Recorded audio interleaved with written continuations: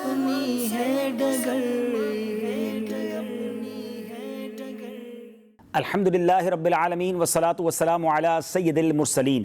اما بعد فاعوذ باللہ من الشیطان الرجیم. بسم اللہ الرحمن الرحیم. الصلاة والسلام علیک یا رسول اللہ وعلی آلک واصحابک یا حبیب اللہ. الصلاة والسلام علیک یا نبی اللہ وعلی آلک واصحابک یا نور اللہ. ناظرین، ایک بار پھر حاضر ہیں اور پروگرام لے کر آئے ہیں مسلمان کو کیسا ہونا چاہیے. انشاءاللہ آج بھی ایک خوبصورت ٹاپک ہے اور اس سے بہت کچھ ہم نے سیکھنا ہے. درود پاک کی فضیلت پر مشتمل ایک خوبصورت حدیث پاک پہلے سن لیتے ہیں. کونین کے والی صلی اللہ تعالی علیہ وسلم کا فرمان عالی شان ہے کہ تم اپنی مجلسوں کو مجھ پر درود پاک پڑھ کر آراستہ کیا کرو کہ تمہارا مجھ پر درود پاک پڑھنا کل بروز قیامت تمہارے لیے نور ہوگا. سبحان اللہ. گویا درود پاک پڑھتے جائیں، یہ درود پاک بروز قیامت ہمارے لیے نور کا باعث بنے گا. تو جب بھی کسی محفل میں، مجلس میں، دوستوں کے ساتھ بھی بیٹھیں، درود پاک ضرور پڑھ لیا کریں تاکہ وہ محفل مزید مزین اور ڈیکوریٹ ہو جائے. بات ہے عشق کی، اگر سمجھ آئے. آئیے مل کر درود پاک پڑھ لیجئے. صلو علی الحبیب صلی اللہ تعالی علی محمد صلی اللہ علیہ وسلم. ناظرین، آج آپ سے میں نے ایک بڑی امپورٹنٹ بات کرنی ہے. دنیا میں جو چیز جتنی قیمتی ہوتی ہے اس کی اتنی ہی حفاظت کی جاتی ہے. اگر کم قیمت کی چیز ہو ہم سامنے رکھ دیتے ہیں، زیادہ قیمت کی چیز ہو ہم سنبھال کے رکھتے ہیں، مزید قیمتی ہو تو اس کو بینک میں، لاکر میں رکھتے ہیں، تالے میں رکھتے ہیں. چھوٹی سی موٹر سائیکل ہو یا سائیکل ہو لوگ اپنے گھر کے باہر کھڑی کر دیتے ہیں. مہنگی گاڑی ہو تو اس کے گیرج میں کھڑا کیا جاتا ہے، اور مہنگی ہو تو اس کے لیے گارڈ بھی رکھا جاتا ہے. کیوں؟ کہ زیادہ قیمتی ہے، زیادہ امپورٹنٹ ہے. انسان اپنی فیملی، اپنے بچوں کا بہت خیال رکھتا ہے کیونکہ ان سے زیادہ پیار کرتا ہے. لیکن آج ایک ایسی چیز جو ہمارے لیے بہت امپورٹنٹ ہے، بڑی نیسیسری ہے، کیا ہم اس کے لیے اس کی حفاظت کی فکر کرتے ہیں؟ آج میں نے اس موضوع پر بات کرنی ہے، اور وہ چیز کیا ہے ضرور بتاؤں گا. لیکن پہلے میں نے آپ کو ایک حکایت سنانی ہے. ایک شخص کی ایک چھوٹی سی بچی تھی اور اس نے غور کیا کہ جب یہ بچی بڑی ہوگی تو مجھے اس کی شادی کے لیے بڑی رقم کی ضرورت ہوگی، لیکن اس وقت میرے پاس رقم کہاں سے آئے گی. اس نے ایک پلان کیا، گھر میں ایک لکڑی کا بڑا سا باکس بنوایا اور روزانہ اس نے ایک پرٹیکولر اماؤنٹ، ایک مخصوص رقم اپنی کمائی کی اس میں ڈالنا شروع کی کہ اگلے 15-17 سالوں تک میں اس میں روزانہ رقم ڈالوں گا، اور آفٹر 17 ایئرز جب میں اس باکس کو کھولوں گا تو ایک بڑی رقم جمع ہو جائے گی. روزانہ اس پہ وہ رقم ڈالتا رہا. کئی بار دل چاہا کہ کچھ ایکسٹرا خرچ کروں، کچھ انسان ہوتا ہے کہ فلاں چیز کھا لوں، فلاں کپڑے نئے لے لوں. سوچتا رہا نہیں، بچی کی شادی کرنی ہے تو میں نے اس میں وہ رقم جمع کرتے ہی رہنا ہے. اپنی خواہشات کو جناب اس نے مار کر، اپنے دل پر گویا پتھر رکھ کے، اپنی خواہشات کو اگنور کر کے رقم ڈالتا رہا، ڈالتا رہا، ڈالتا رہا. 17 سال گزر گئے، بچی بھی بڑی ہو گئی. اب اس نے سوچا کہ اس باکس کو کھولنا ہے، لاکھوں روپے ملیں گے، اچھے انداز سے بچی کی شادی کروں گا. جب اس نے اس باکس کو کھولا، جیسی باکس کھول کر اندر دیکھا تو اس کا دل دھک کر کے رہ گیا. ناظرین، پتہ ہے کیا ہوا تھا؟ اس شخص نے باکس تو بنایا مگر اس باکس میں ایک سوراخ رہ گیا تھا. اس سوراخ سے دیمک داخل ہو چکی تھی، اور جتنی رقم اس نے اس باکس میں 17 سالوں میں جمع کی تھی وہ دیمک ساری رقم کو خراب اور کھا چکی تھی. ذرا غور کیجئے اس شخص کی مایوسی اور افسوس کا عالم کیا ہوگا. ذرا اپنے آپ کو اس کی جگہ رکھ کر سوچئے. 17 سال کی محنت، 17 سال کی کوشش، جس دن ثمرہ ملنا تھا، جس دن اس کا نتیجہ نکلنا تھا، اس دن سب ہاتھ سے چلا گیا. کتنی مایوسی، کتنی تکلیف. مگر آج یہ حکایت سنانے کا مقصد کیا ہے؟ یہ پھر بھی چھوٹا دکھ ہے، یہ پھر بھی چھوٹا غم ہے، کیونکہ ابھی زندگی باقی ہے. وہ دوبارہ کچھ کما سکتا ہے. پیسے ہی گئے تھے نا، جان تو باقی تھی.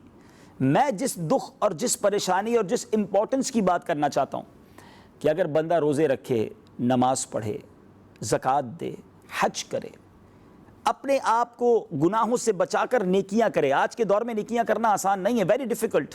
اپنے نفس پر گویا بوجھ ڈال کر نماز پڑھتا ہے انسان. دل نہیں چاہتا بہت ساری نیکیوں کا. اگر جو نیکیاں کرنے والے وہ گویا لڑائی کرتے ہیں اپنے آپ سے اور کرتے ہیں نیکیاں. یہ سب کچھ کیا اور بروز قیامت جب بارگاہ الہی میں پیش ہو اور وہاں نامہ اعمال کھلے، ایکسپیکٹیشن یہ ہو کہ بہت ساری نیکیاں ہیں، انشاءاللہ اس کا اجر ملنا ہے، اور وہاں بتا دیا جائے کہ تمہارے اعمال میں تو کچھ بھی نہیں ہے. Everything is finish, null and void. آپ سوچئے اس شخص کی ندامت کا، افسوس کا، پریشانی کا عالم کیا ہوگا. بیکاز اس کے بعد کوئی چانس نہیں ہے، اب کوئی دوبارہ موقع نہیں ہوگا کہ نیکیاں کر سکے. That's it, finish.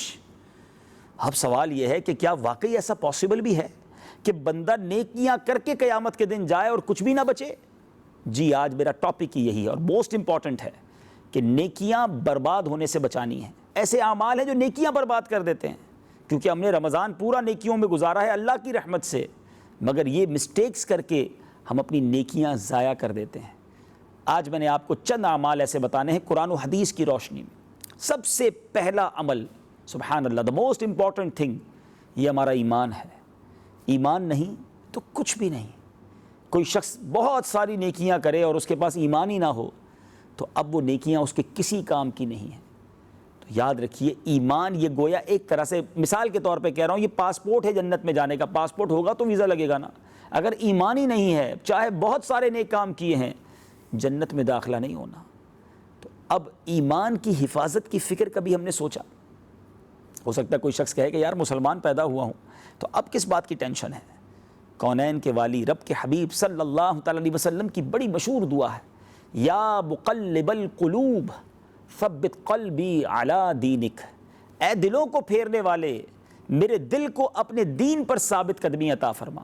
اب ذرا سوچئے ناظرین کہ نبی پاک تو یہ دعا فرمائیں جن کے صدقے مجھے اور آپ کو ایمان ملا ہے، لیکن کبھی میں نے دعا کی کہ یا اللہ میرا ایمان سلامت رکھیو؟ فکر ہوگی تو بندہ اپنی کاروبار کے لیے کیوں دعا کرتا ہے، اپنے بچوں کے لیے کیوں دعا کرتا ہے، اپنی روزی کے لیے کیوں دعا کرتا ہے، اپنی چیزوں کی حفاظت کے لیے کیوں دعا کرتا ہے؟ Because we have worry about that, ہمیں پریشانی ہوتی ہے، ہمیں فکر ہے ان چیزوں کی۔ مگر اتنی امپورٹنٹ چیز ایمان، کبھی اس کے لیے ہم دعا کرتے ہیں؟ حالانکہ نبی پاک کی تعلیمات ہیں ہمارے لیے۔ ایک اور میں نے آج حدیث سنانی ہے ناظرین۔ پیارے آقا علیہ الصلوۃ والسلام فرماتے ہیں کہ ابن آدم، اولاد آدم 4 طبقات پر پیدا کی گئی۔ There are 4 categories. حدیث کا میں یوں سمجھیے مضمون بیان کر رہا ہوں۔ کچھ لوگ وہ ہوتے ہیں جو مسلمان پیدا ہوتے ہیں، مسلمانوں والی زندگی گزارتے ہیں اور ایمان پر ہی ان کا خاتمہ ہوتا ہے۔ ہم اللہ سے دعا کرتے ہیں کہ رب کریم ہمیں اسی کیٹیگری میں رکھے، کیونکہ الحمدللہ ہم مسلمان ماں باپ کے گھر پیدا ہوئے ہیں، زندگی مسلمانوں والی گزر رہی ہے۔ اللہ سے دعا کرتے ہیں کہ اللہ ہمیں ایمان والی ہی موت عطا فرمائے، ایمان لے کر جائیں دنیا سے۔ آقا فرماتے ہیں سیکنڈ کیٹیگری وہ ہے صلی اللہ تعالیٰ علیہ وسلم جو کفر پر پیدا ہوتے ہیں، کفر والی زندگی گزارتے ہیں، غیر مسلموں والی، اور کفر پر ہی خاتمہ ہوتا ہے۔ ایسے بھی کروڑوں لوگ دنیا میں ہیں۔ مگر تیسری کیٹیگری آقا علیہ الصلوۃ والسلام فرماتے ہیں جو کفر پر پیدا ہوتے ہیں، کفر پر ہی زندگی گزارتے ہیں، مگر مرنے سے پہلے انہیں ایمان کی دولت ملتی ہے اور وہ ایمان پر دنیا سے جاتے ہیں۔ ایسے بہت سارے لوگ ہیں۔ اس وقت کائنات میں موسٹ گروئنگ ریلیجن جو ہے، اس پوری کائنات میں سب سے زیادہ تیزی سے پھیلنے والا کوئی مذہب ہے تو وہ اسلام ہے۔ تو لوگ کفر پر تھے، اسلام قبول کرتے ہیں اور اللہ کی رحمت سے ایمان کے ساتھ دنیا سے جائیں گے۔ مگر چوتھا جو طبقہ، چوتھی جو کیٹیگری نبی پاک علیہ الصلوۃ والسلام نے حدیث پاک میں بیان کی، از مور یوں سمجھے ڈینجرس ہے، ہمیں ڈرانے کے لیے کافی ہے۔ آقا فرماتے کچھ لوگ مسلمان پیدا ہوں گے، مسلمان ہی جئیں گے، مگر ان کا خاتمہ کفر پر ہوگا۔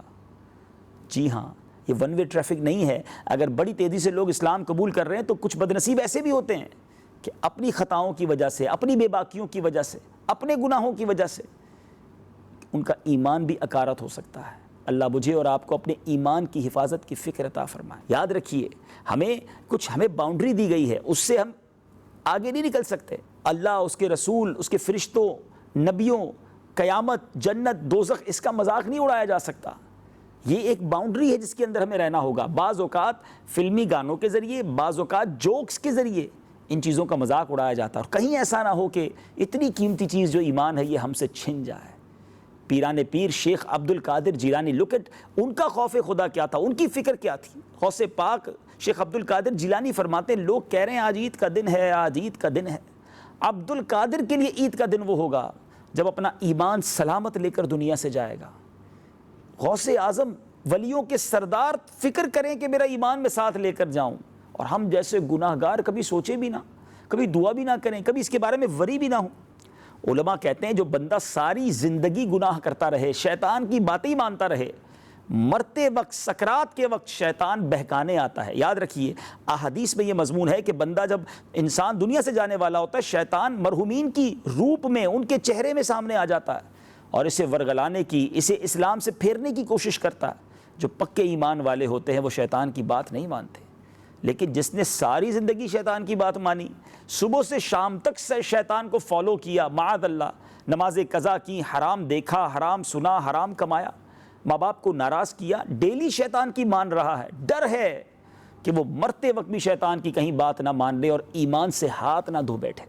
تو please try to understand the most valuable thing, سب سے زیادہ پریشس، سب سے زیادہ ہمارے لیے برکت والی چیز وہ ہمارا ایمان ہے، اس کی حفاظت کی فکر کیجیے.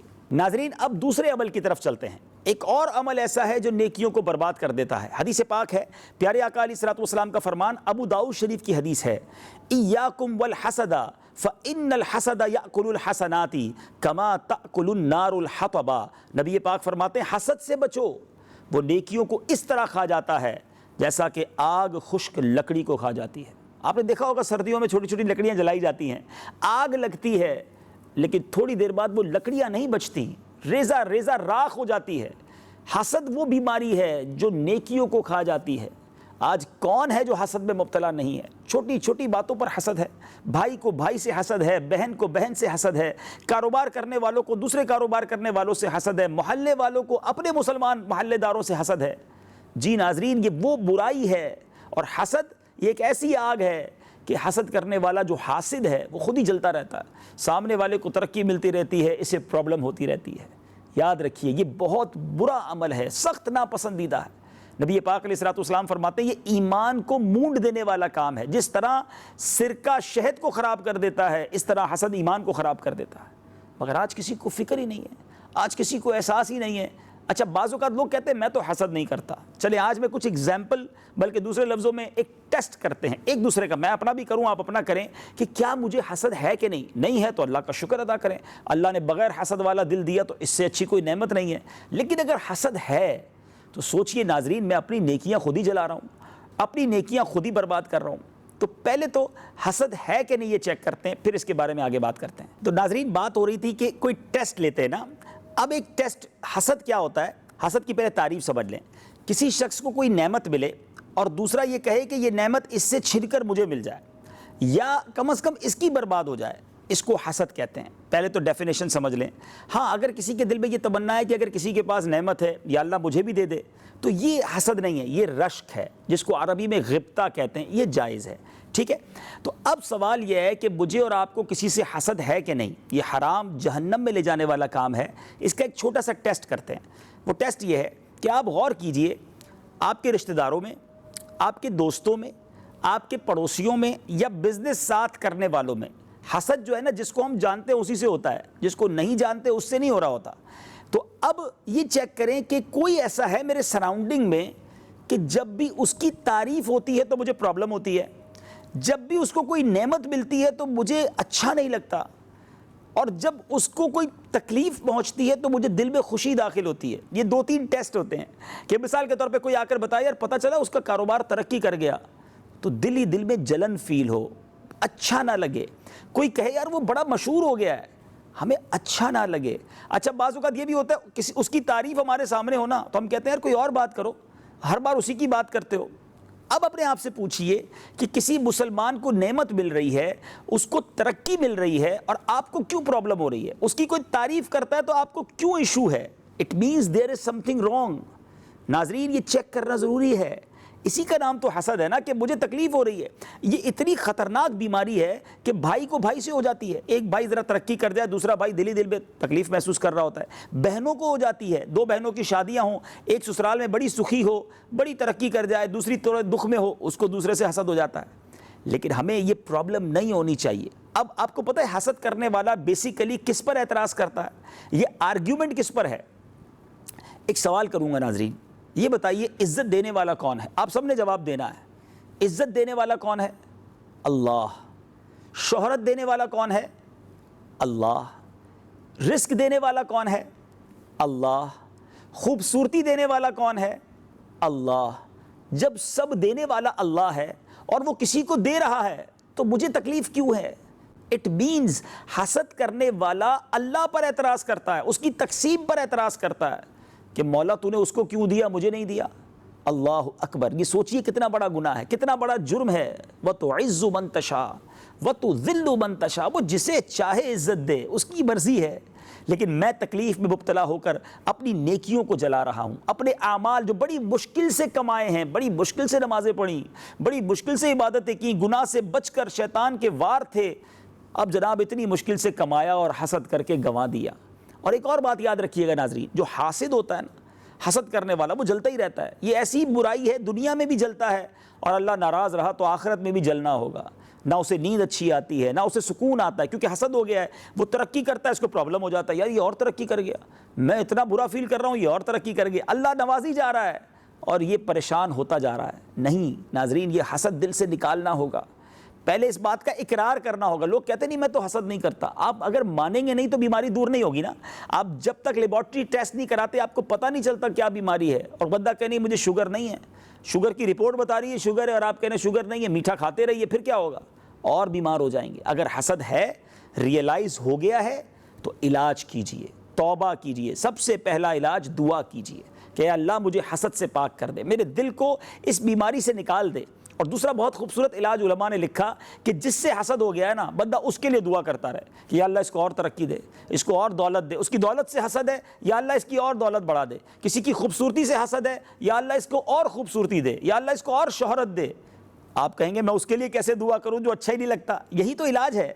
انجیکشن تھوڑا مشکل ہوتا ہے، دوائی تھوڑی کڑوی ہوتی ہے، لیکن جب آپ اس کے لیے دعا کریں گے نا تو آپ کے دل سے حسد اترنا شروع ہو جائے گا۔ آپ فیل کریں گے، ڈیفیکلٹ ہوگا، پھر بعد میں جب پتہ چلے گا وہ ترقی کر گیا ہے تو آپ کہیں گے یار میں ہی تو دعا کر رہا تھا، تو انشاءاللہ حسد دور ہو جائے گا۔ کسی کا کاروبار بڑھتا ہے تو بڑھنے دیجئے نا، اللہ دے رہا ہے۔ کسی کا کاروبار بڑھتا ہے ہمیں پرابلم، ایسے بھی ایسا گندا دل ہو جاتا ہے حاسد کا کہ بیچارہ کوئی اپنے گھر پہ دعوت پر بلائے نا کہ یار میں نے نیا گھر لیا ہے، اس کے گھر جائیں گے، بریانی بھی کھائیں گے، اور واپس آ کر کہیں گے یار 2 نمبر کے پیسوں سے گھر بنایا ہے۔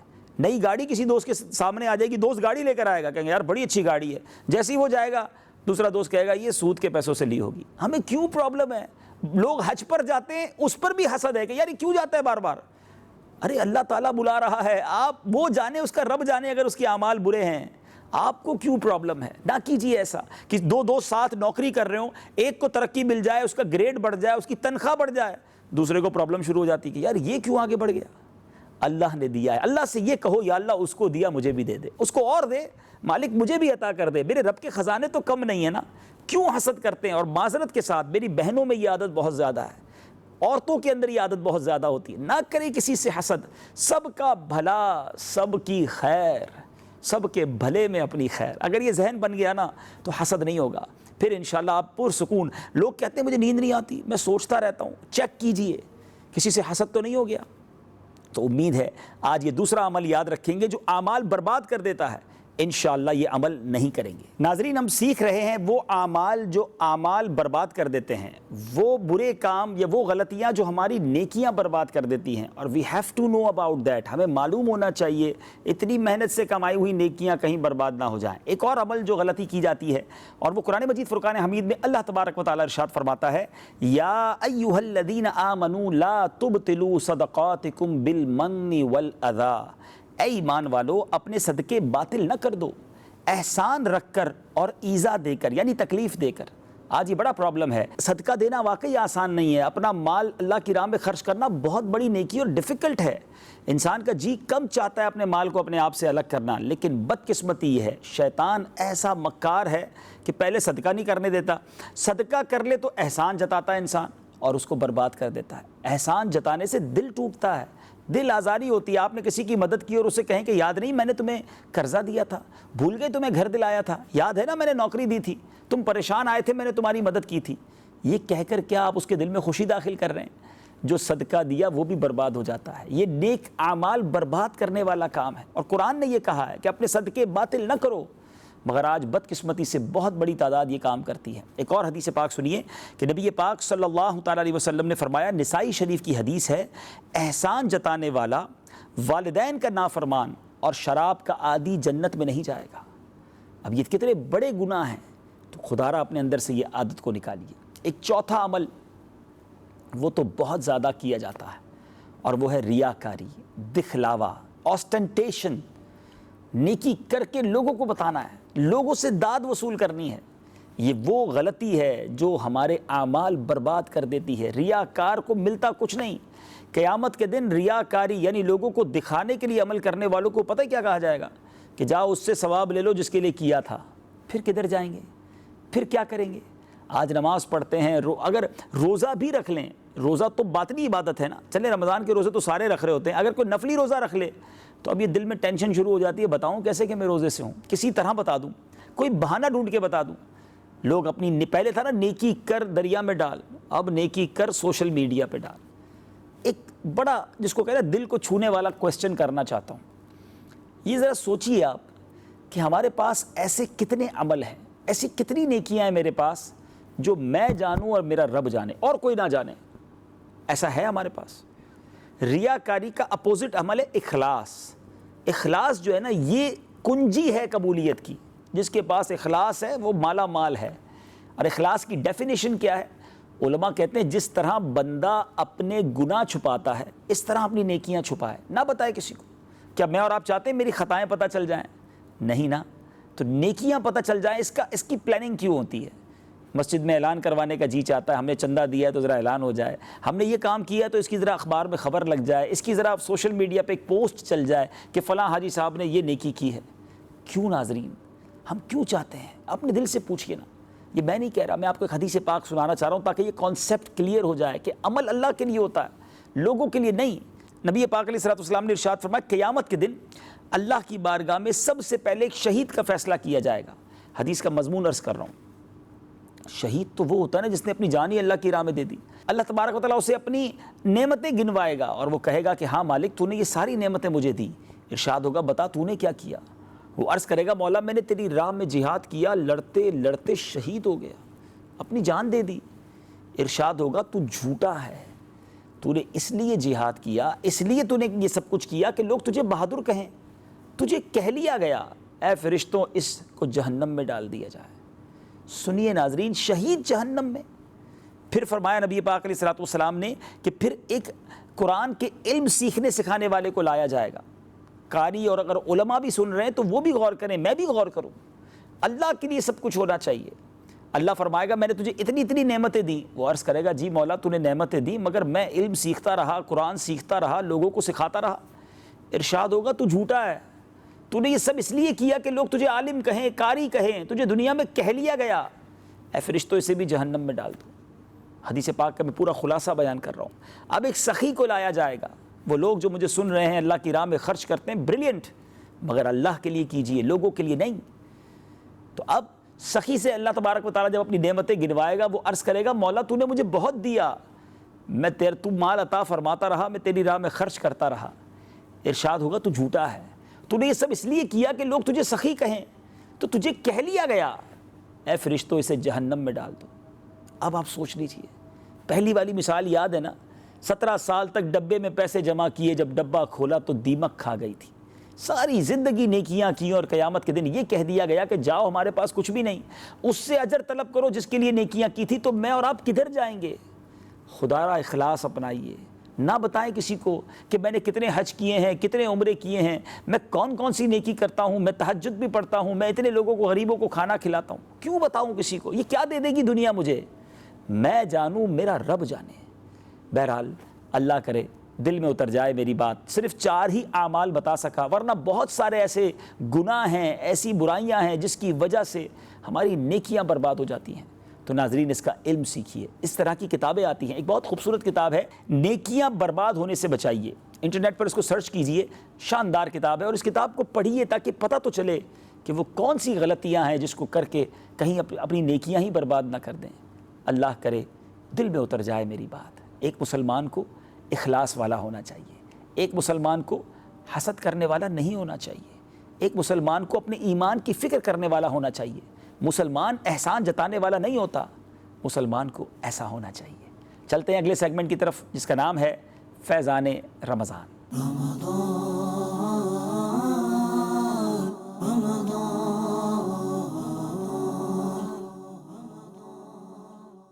ناظرین آج بات کرنی ہے عید الفطر کی۔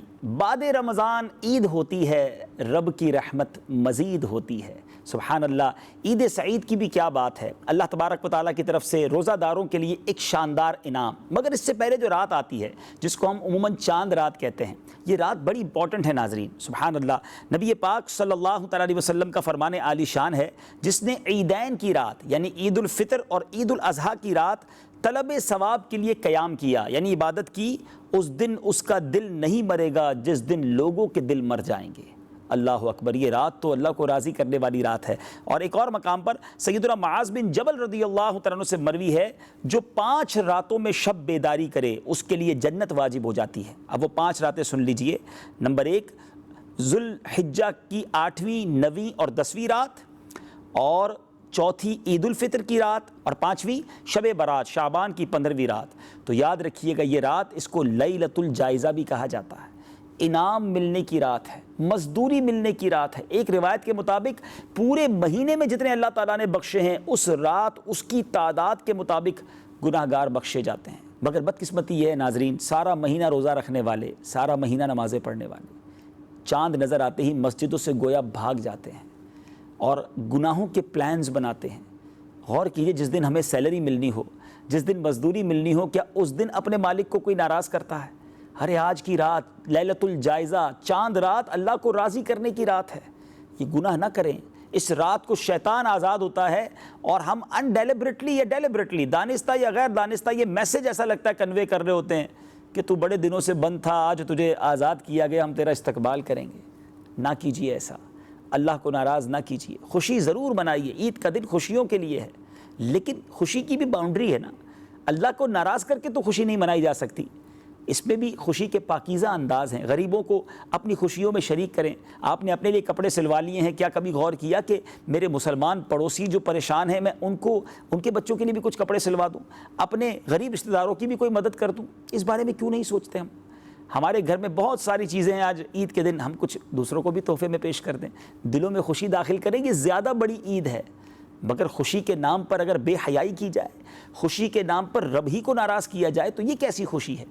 ہمارے اسلاف کا تو معاملہ ہی انداز کچھ اور ہوتا تھا۔ حضرت عمر فاروق رضی اللہ تعالیٰ عنہ کتنے بڑا نام ہے، قطعی جنتی ہیں۔